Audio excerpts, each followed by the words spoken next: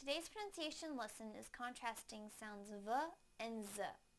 First, I will use each sound in a word. Then I will put the words into a sentence so that you can hear them together with contextual clues. Please listen closely to the differences in the sounds. First, the v sound in the word veal. Veal, veal. Now the z sound in the word zeal. Zeal, zeal. Now I will use them both in a sentence. He ate the veal with zeal. He ate the veal with zeal. He ate the veal with zeal. Thank you for watching CartoonEnglish.tv's pronunciation lesson. Come visit our website for free lessons, games, and chat.